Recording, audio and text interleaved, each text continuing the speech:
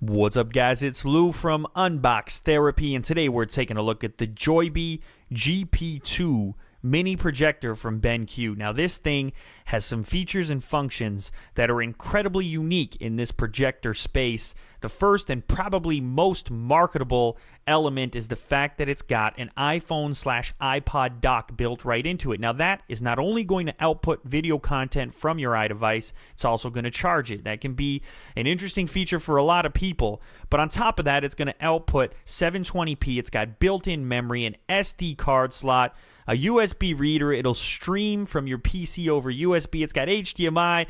I'm out of breath. It's got a lot built in to such a small package. This thing is only 1 pound. It's the smallest projector I've ever owned.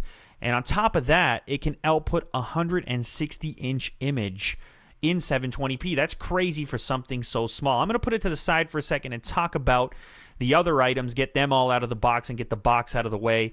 Now, the reason I received this device is because it's part of a big contest that BenQ is having to promote this brand new device of theirs. And I'm going to ask you guys to come out and support me on it, but it's not until December the 5th on BenQ's Facebook page. I'll give you guys the details as that date gets closer. Now, the very first item we're going to take a quick look at here is the mini remote, a nice slim remote control to go with your portable projector. A full-size remote wouldn't have made any sense, I don't think. You've also got some North American warranty information.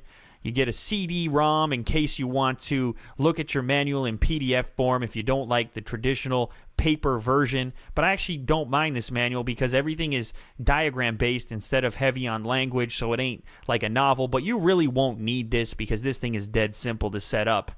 Now, here's a better look at that slim little remote control. And the interesting thing here is you don't only have buttons to control the projector, you've also got buttons to control the iPhone or iPod directly. So the integration here is pretty serious. They've really focused on integrating with the iDevices. Now, the power adapter, that's pretty boring. You've all seen one of these before. It's got a little Velcro strap to help you when you're traveling. We've also got a breakout style video cable here that's going to handle VGA, a composite as well, and that's all going to be supported via a breakout cable that looks a lot like Apple's 30-pin connector, as I'll show you in a second here. And I'm not sure why they've used that there, but it probably has something to do with the integration of iDevices. It doesn't really matter. As far as you're concerned, you can input whichever format you choose. Now, we've got an extension here for the other half of the power adapter, so you're going to have a lot of cable there if you're far away from the wall or something along those lines. Now, here, the main attraction, the Joybee GP2, is housed in this nice microfiber style carrying case. And as I mentioned before, the main feature here is the size and weight. It is 1 pound. It fits in one hand, at least one of my hands. You've got a little bit of extra space in the carrying case. That's because there's an optional battery pack available for this thing that'll give you up to 3 hours of output. That could be amazing for times where you're not going to be near a power outlet at all, like if you're camping or outdoors or something along those lines, or just for convenience. So as you guys notice, on the top of the device, you've got this glossy finish, and you've got touch-sensitive buttons if you choose not to use the remote. You've also got, of course, the iPod dock that I mentioned earlier. That's kind of the big selling feature. I think that's what they're hoping people are going to be looking at most. You have your lens on the front of the device.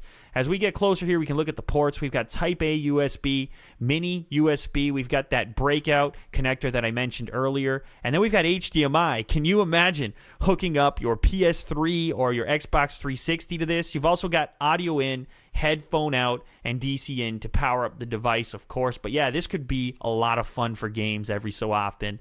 Here's a better look at the lens on the front of the device, and you've got this little screw in the bottom here for balancing it and also elevating the image depending on the kind of wall or surface you're projecting onto. You've also got a focus wheel to get the sharpest image possible depending on the distance of the projector from the wall, as you guys know if you've ever used a projector before.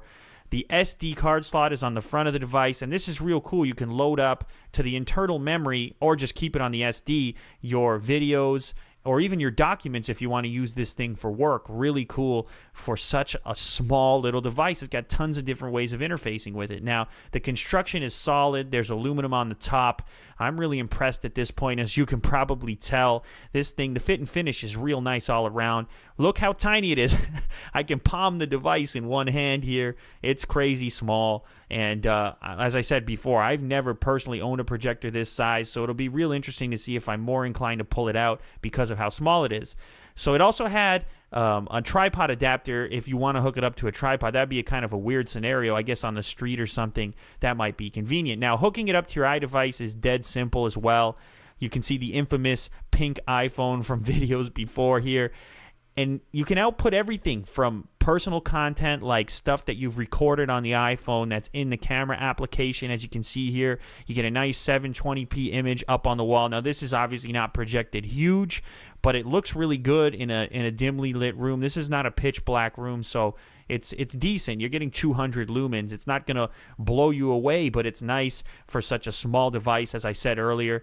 You can also play YouTube. It's just as at home playing YouTube videos. Here you can see one of the earliest unbox therapy videos when I got the iPad 2 down in Buffalo. If you guys haven't seen that video, it's one of my first unboxings. Look, I didn't even have a knife.